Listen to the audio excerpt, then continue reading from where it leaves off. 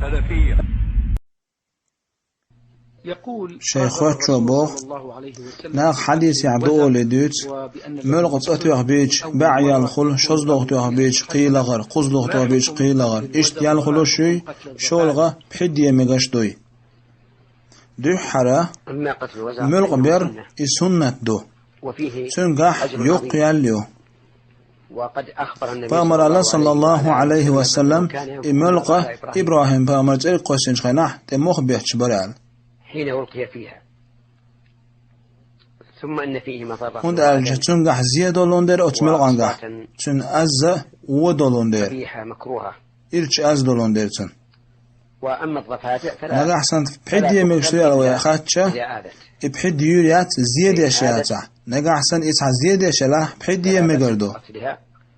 لأن كل هور زيادة شلهما يمكشدو